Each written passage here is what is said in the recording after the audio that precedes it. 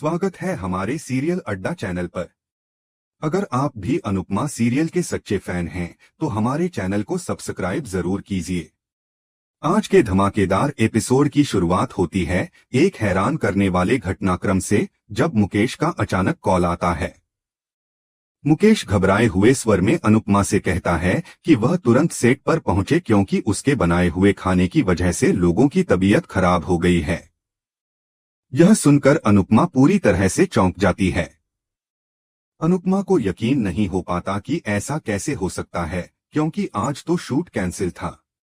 यह कॉल उसी वक्त आया है जब वह घर में थी और शूट से जुड़ी कोई बात भी नहीं थी। वह घर लौटती है और इस बारे में जसप्रीत को बताती है। जसप्रीत भी हैरान हो जाती है और कहती है कि शूट तो आज कैंसिल था, तो फिर खाना सेट पर कैसे पहुंचा। इस पर दोनों को लगता है कि यह कोई बड़ी गलतफहमी नहीं बल्कि एक साजिश हो सकती है। दोनों को यकीन है कि कुछ गड़बड़ जरूर है। अब अनुपमा और जसप्रीत इस बात को लेकर और सोचने लगती हैं कि आखिरकार कुछ न कुछ तो गलत हुआ है और जल्द से जल्द यह पता करना होगा कि असल में मामला क्या है। वहीं घर में दूसरी कहानी चल रही है। माही, जो किचन में राही को पढ़ाई करते हुए देख रही थी, उसे यह बिल्कुल भी पसंद नहीं आता। माही को यह लगता है कि राही किचन के काम में ध्यान नहीं देती है और उसकी वजह से दूध जल जाता है। इसके बाद वह सारी जिम्मेदारी ख्याति पर डाल देती है। ख्याति को सुनकर वह थोड़ी चिढ़ जाती है और इसी दौरान मोटी भाभी ख्याति पर बरस पड़ती है। ख्याति को यह महसूस होता है कि हमेशा वह ही अकेली दोषी क्यों ठहराई जाती है। लेकिन तभी राही पूरे आत्मविश्वास के साथ सारी गलती अपने ऊपर ले लेती है। वह कहती है कि दूध जलने का जिम्मेदार वह है, किसी और को दोष देना गलत है।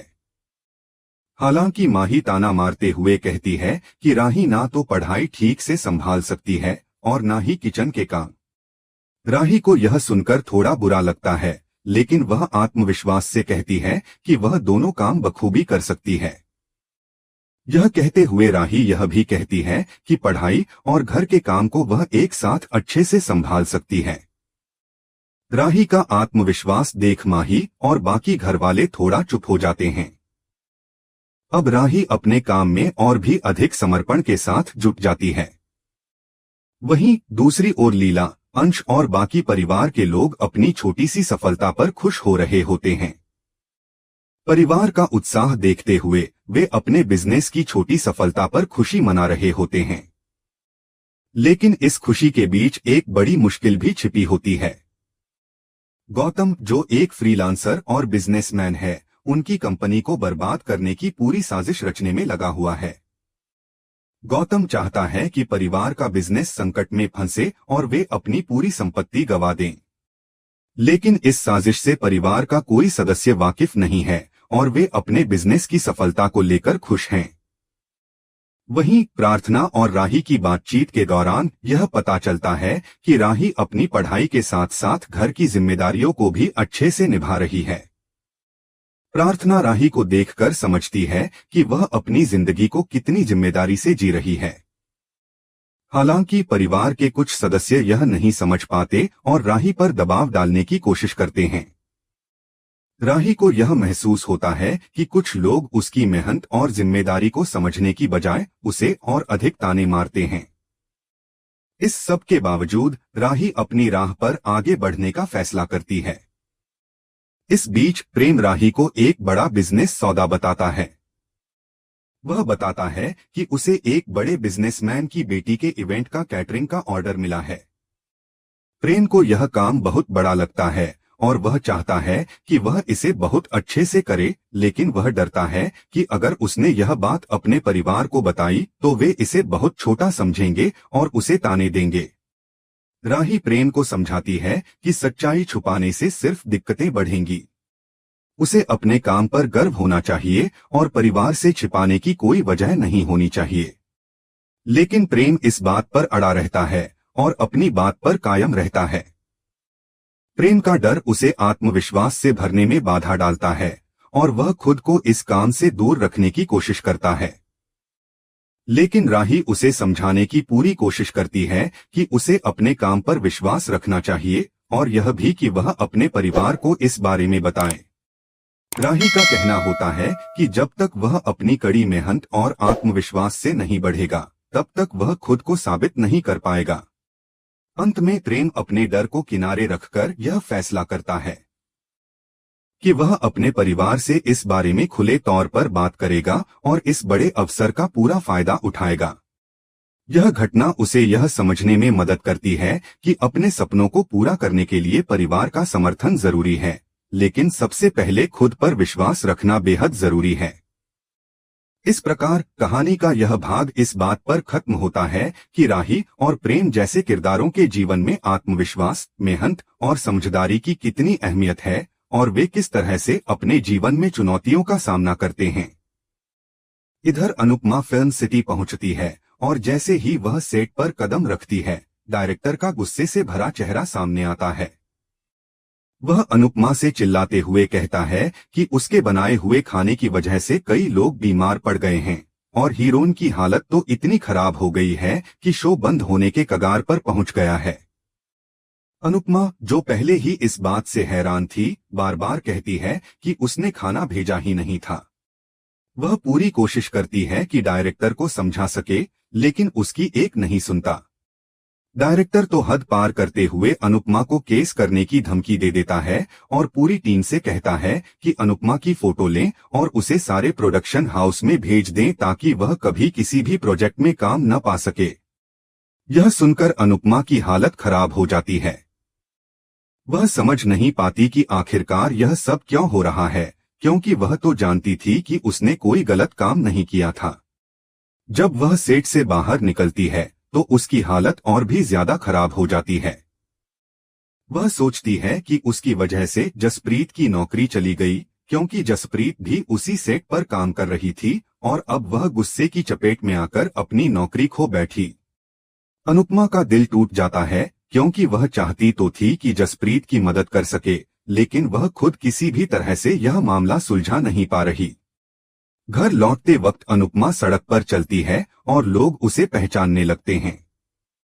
कुछ लोग तो उसे घेरकर फोटो खींचने की कोशिश करते हैं। अनुपमा को यह देखकर लगता है कि वह न सिर्फ अपने काम से बल्कि अपनी पहचान से भी लड़ रही है।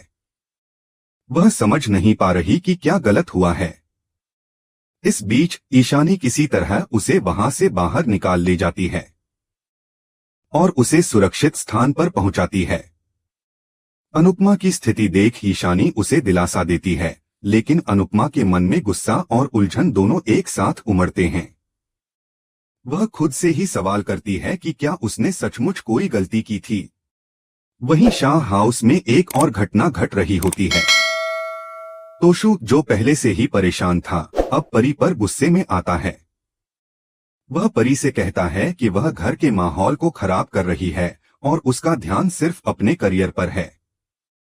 परी, जो अपने फैसले पर पूरी तरह से कायम है, शांत रहकर जवाब देती है कि वह यहाँ अपनी मर्जी से रुकी है और अब वह अपनी जिंदगी और करियर पर ध्यान देना चाहती है।